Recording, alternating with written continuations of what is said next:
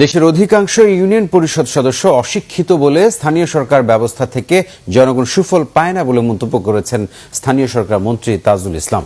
সামাজিক জবাবদিহিতা বিষয়ক এক আলোচনায় এই মন্তব্য করেন তিনি। রাজধানী একটি কনভেনশন হলে BRAC institute of governance and politics cluster স্থানীয় পর্যায়ে বিভিন্ন ফোরামে সাধারণ মানুষের সম্পৃক্ততা বিষয়ে একটি প্রতিবেদন প্রকাশ করে।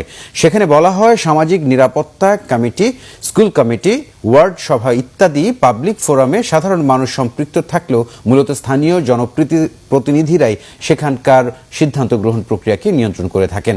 স্থানীয় সরকার মন্ত্রী আলোচনায় অংশ নিয়ে বলেন, অধিকাংশ ইউনিয়ন পরিষদ সদস্য জানেন না জনপ্রতিনিধি হিসেবে তাদের দায়িত্ব কি, কারণ তাদের অধিকাংশই অশিক্ষিত। মেম্বার সাহেবরা মনে করে না যে সে গ্রামের সমাজের মধ্যে মনে করে না মেম্বারের কোনো ক্ষমতা আছে, আর মেম্বার কোনো মানুষ, অথবা সে এখানে তাকে সেবা দেওয়ার জন্য সে লিখতে রয়েছে। সে তার দায়িত্বটা কি সে নিজে বোঝে না, এবং সেখানের মধ্যে সে ওই কাজটা হয়। আর আরেকটা সবচেয়ে বড় সমস্যা হলো, এটাকে আমাদেরকে ওন করতেই হবে। বাস্তবতাটা হলো যে আপনি কয়জন কম্পিটেন্ট মানুষকে মেম্বার বানাতে পারছেন। How much literate people is involving with this responsibility.